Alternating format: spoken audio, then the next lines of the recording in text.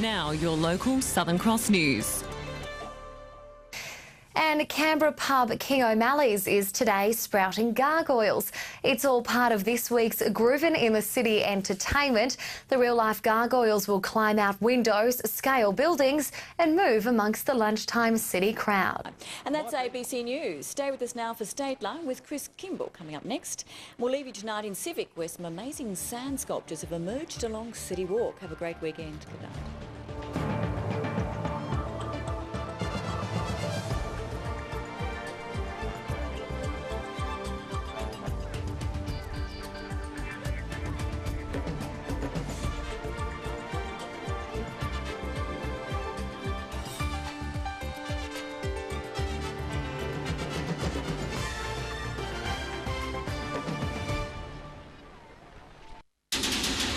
Now your local Southern Cross news.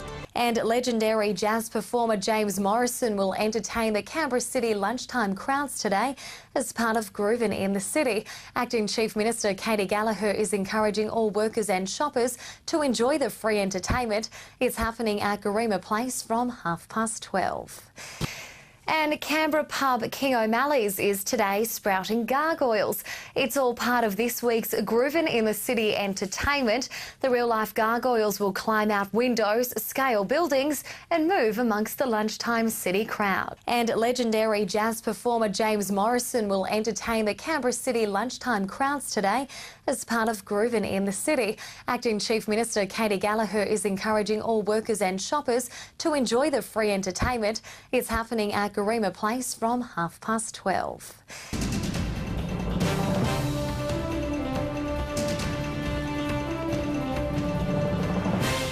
This is Win News.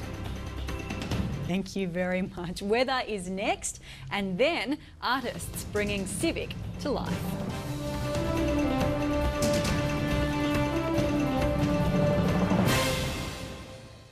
Finally tonight, the pavement in Civic is set to look a little different this week, with two Australian artists creating a series of murals along City Walk. Ala Taylor and Bev Isaac will draw the chalk masterpieces daily between 2 and 10. 10 and 2. Later in the week, they'll be joined by students from St Jude's Primary. The murals are a part of an art program, Groovin' in the City, organised by Canberra CBD and the ACT government. Thank you very much. Weather is next, and then artists bringing Civic to life.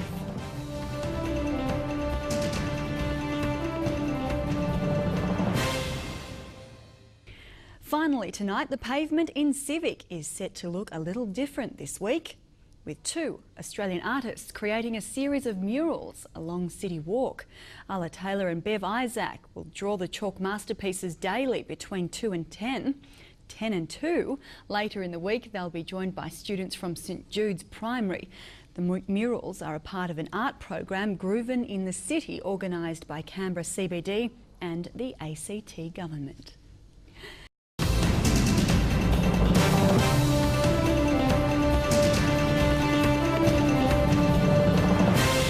This is Win News. Coming up next on Win News, the Territory honours its most influential community figures. Walking through Civic, it's easy to think Canberra is a town built of bricks and mortar, but a gathering of some of the region's most influential characters today served as an acute reminder it's human will, blood, sweat and tears that built this city. There are no handprints, no paparazzi, but this is Canberra's equivalent to Hollywood's Walk of Fame. You just have to look closely, and when you do, you'll discover some familiar names. There's businessman Terry Snow. A few of us may have paid a visit to his little company. Growing up in Canberra was like any small country town. We played down on the river. We could ride our bikes all around the village, town. The airport owner, one of 19 new names added to the ACT's Honour Walk. There's also Indigenous elder Auntie Agnes Shea, running legend Rob De Castella, media man and commentator Jack Waterford, and Sir John Overall, the father of the Queanbeyan Mayor. My late father made an enormous contribution to the national capital and helped create what it is today. Joining the names and the faces now celebrated on the walk is one organisation, the Royal Military College, one of the ACT's first national institutions. In fact, it's older than Canberra.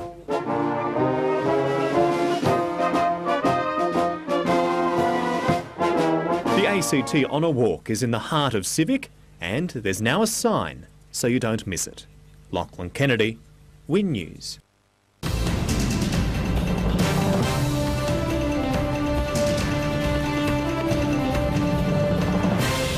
This is Win News. And what are Canberra's top drops? ACT wines put to the test.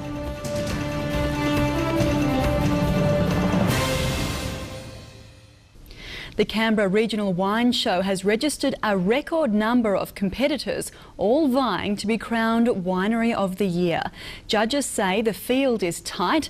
There have been big improvements in the local product over the past few years, which has made choosing a winner even harder.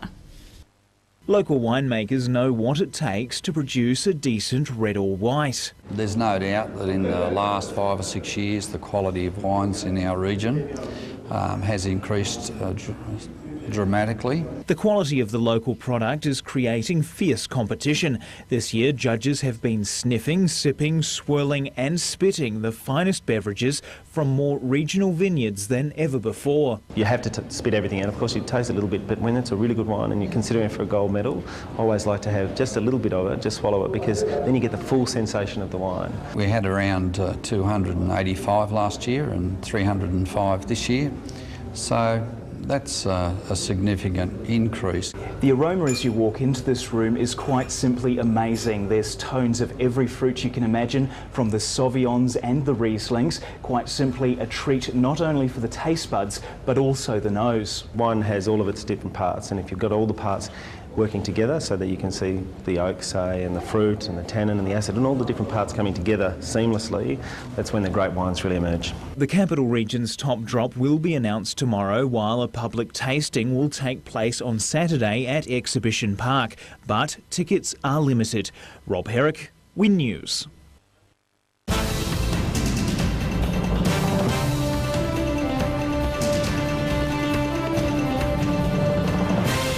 This is Win News. Coming up next on Win News, the artwork missing from a charity exhibition. A charity art show has been sullied after one of the works went missing without explanation. Queanbeyan's Rotary Club is raising money for community projects and is baffled by the disappearance. Until the end of the week, some of the region's best art will be on show and on sale in the heart of Canberra. I think we put a little bit of a soul here in the middle of City Walk, and believe me, this exhibition, I believe, will be double next year. Proceeds from the event are to go into much-needed community Rotary projects in and around Queanbeyan. But for one artist, the show has brought considerable distress after his work vanished from its hanging. I couldn't believe that it had actually gone missing. I still can't believe it now. It makes me pretty angry, actually. Now all Matt Nolte has of the first painting he's composed in years are these photographs. It's a contemporary still life, so it's a picture of a couple of pieces of fruit and some little plastic toys. Organisers are puzzled by the disappearance and hope it won't distract from the good work being done. The Art Society and Rotary are particularly pleased with the generosity of people coming here.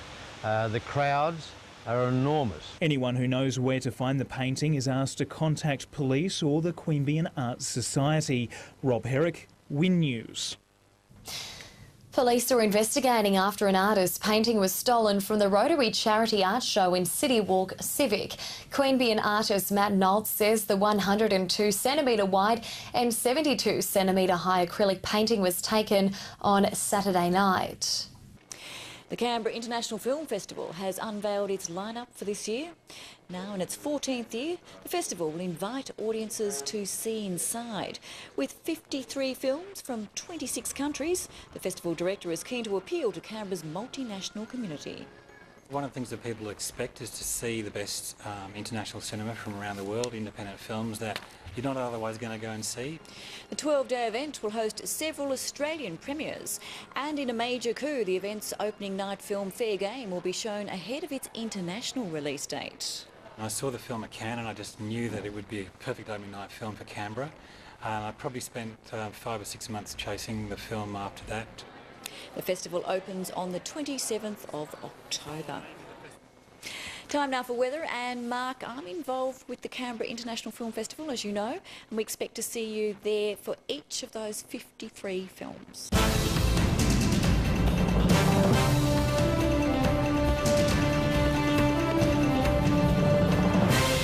This is Win News. And Lachlan's here for sport now, and the final countdown to a massive weekend of sport. I think massive could be an understatement, I tell you, Danielle. There's the AFL, then we've got the NRL as well. But of course, who could forget the unicycling?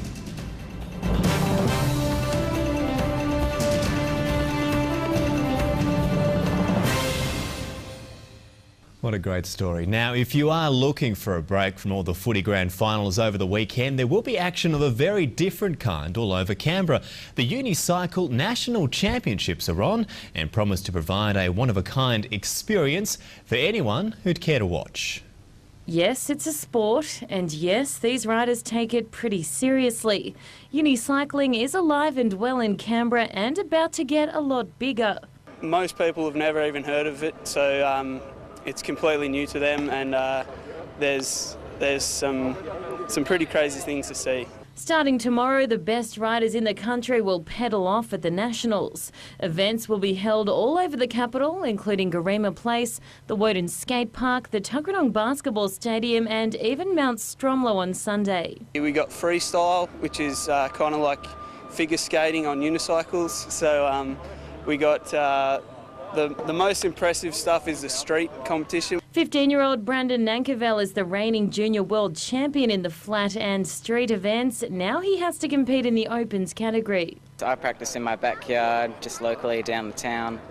Practice about 1 hour a day. It's a sport that appeals to all ages, and the diehards say anyone can do it.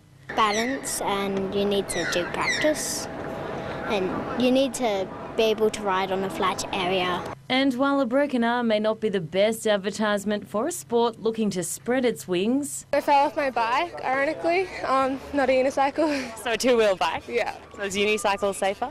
Yeah, definitely. You don't even need helmets or anything. Erin Molan, Win News. Canberra is always pretty quick to catch the latest cycling craze, from tours and endurance tests to last year's World Mountain Bike Championships. The next big event bound for the capital this weekend is described as half the wheels but twice the fun. It's the National Unicycle Championships.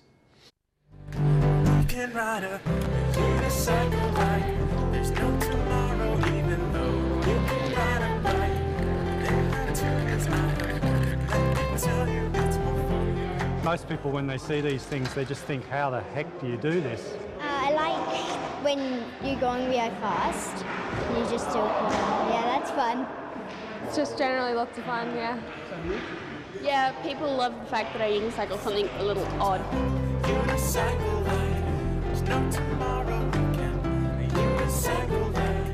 There's so many different things you can do on it. You can play hockey, you can do freestyle tricks, you can do street riding or mountain style. Yeah, you can hurt yourself, and but no, it's actually pretty safe. Yeah.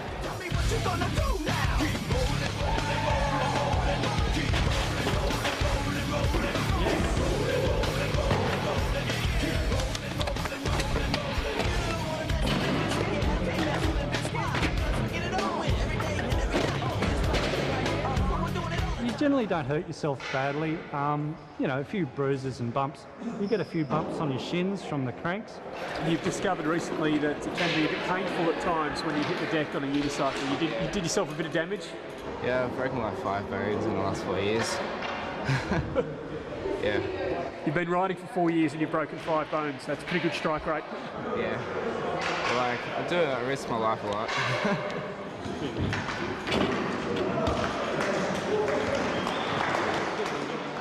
We've got the Nationals coming up in October. That's from the 1st to the 4th of October this year.